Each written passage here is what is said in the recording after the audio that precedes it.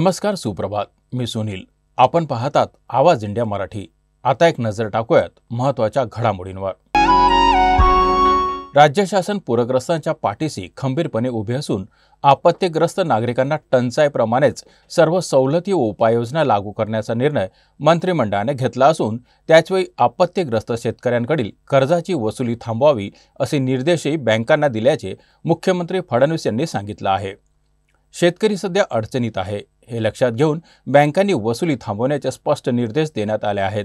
तसेच पूरग्रस्त कुटुंबांना गहू, तांदूळ, डाळी व आवश्यक वस्तूंचे किट वितरित करण्यात येत आहे, असं मुख्यमंत्री फडणवीस यांनी म्हटलं आहे.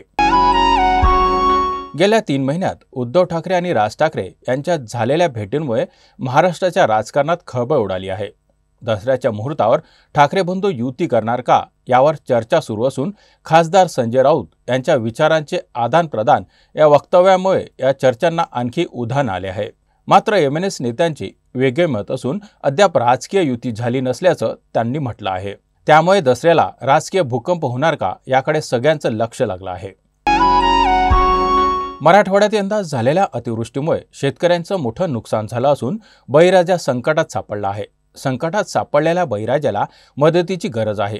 पूरग्रस्तांच्या मदतीसाठी सर्वजण पुढे येत आहेत. मुख्यमंत्र्यांसह पालकमंत्री आणि राजकीय नेत्यांनी पूरग्रस्त भागाची पाहणी करत मदतही केली आहे. आता पर्यावरण मंत्री पंकजा मुंडे यांनी दसरा मेळाव्याच्या निमित्ताने समर्थकांना मदतीचं आवाहन केलं आहे. यंदाच्या दसरा मेळाव्याला येताना चणा डाळ, गूळ, गव्हाचे पीठ सोबत घेऊन या, असं आवाहन पंकजा मुंडे यांनी केलं आहे. मुंबई महापालिका निवडणुकीसाठी शिंदेने विविध समाज, जात किंवा व्यवसाय निहाय असे तब्बल 25 ते 30 सेल शिवसेनेत स्थापन करून मायक्रो मॅनेजमेंटवर भर देण्याच्या सूचना पदाधिकाऱ्यांना दिल्या आहेत. निवडणुकीच्या पार्श्वभूमीवर थेट स्थानिक पातळीवर प्रश्न सोडवणे, नागरिकांशी संपर्क वाढवणे आणि संघटनात्मक बळकटी यावर लक्ष केंद्रित करण्यात येणार आहे. ठाण्यात या रणनीतीमुळे शिवसेनेला चांगले यश मिळाले होते. त्यामुळेच मुंबईतील निवडणुकीतही त्याच पद्धतीने विजय मिळवण्यासाठी शिंदे गटाकडूनही ही अनोखी रणनीती आखण्यात आली आहे.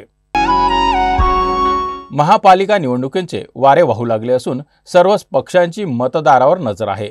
गिरगावातील काळबादेवीमधील भरूच्या सोसायटीतील खोटे पत्ते वापरून 148 परप्रांतीयांनी अनधिकृतपणे आपलं मतदार ओळखपत्र आणि आधार कार्ड काढल्याचं उघड झालं आहे. स्थानिक रहिवासी आणि आम्ही गिरगावकर टीमने बनावट कागदपत्रांचं प्रकरण समोर आणलं आहे. बनावट आधार कार्ड आणि मतदान ओळखपत्रांसंबंधी लोकांनी तक्रार करताच पोलिसांनी गुन्हा दाखल केला आहे. या बोगस मतदारांची नावं मतदार यादीतून वगळण्यात यावी अशी मागणी भरूच्या सोसायटीतल्या रहिवाशांनी केली आहे. कोल्हापुरातील फुलेवाडीत महानगरपालिकेच्या अग्निशामक विभागाच्या नूतन इमारतीचं बांधकाम सुरू असताना स्लॅब कोसळला. या दुर्घटनेत 6 जण स्लॅबखाली अडकले होते. अडकलेल्या सर्व 6 जणांना बाहेर काढण्यात यश आलं आहे. मात्र यापैकी एका व्यक्तीची प्रकृती गंभीर असल्याने त्याचा मृत्यू झाला आहे.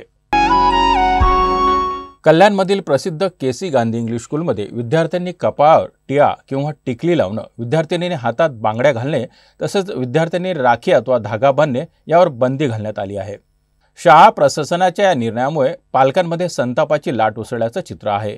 या प्रकरणी कल्याण डोंबिवली महापालिकेच्या शिक्षण विभागानं शाळा प्रशासनाकडे खुलासा मागितला आहे. प्रकरणावर संतप्त पालकांनी शाळेच्या मुख्याध्यापकाकडे तक्रार केली.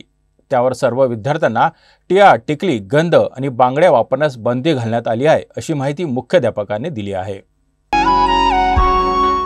जगप्रसिद्ध पार्श्वगायिका आशा भोसले यांनी AI विरोधात मुंबई उच्च न्यायालयात धाव घेतली आहे. अमेरिकेतील 2 AI प्लॅटफॉर्मवर ऑडिओ आणि व्हिज्युअल सामग्री तयार करण्यासाठी अत्याधुनिक अल्गोरिदम वापरतात. यात त्यांनी AIद्वारे आशाताईंचा आवाज, त्यांची गायनशैली यांची हुबेहूब नक्कल करत आपल्या रेकॉर्डिंगमध्ये या आवाजाचा बेकायदेशीररित्या वापर केला आहे. त्यामुळे आशा भोसले यांनी या विरोधात मुंबई उच्च न्यायालयात याचिका दाखल केली आहे. या याचिकेची गंभीर दखल घेत हायकोर्टाने आशा भोसले यांना अंतरिम दिलासा देण्याबाबत लवकरच सविस्तर आदेश जारी केले जातील, अशी माहिती दिली आहे. महाराष्ट्रातील सुप्रसिद्ध नृत्यांगना गौतमी पाटीलच्या वाहनाचा आणि रिक्षाचा अपघात झाला. या अपघातात रिक्षाचे मोठ्या प्रमाणात नुकसान झाले आहे. पुण्यातील बेंगळूर राष्ट्रीय महामार्गावरील वडगाव बुद्रुक परिसरात काल हा अपघात झाला होता. गौतमी पाटीलच्या चालकाला पोलिसांनी ताब्यात घेतले असून याबाबतची चौकशी केली जात आहे.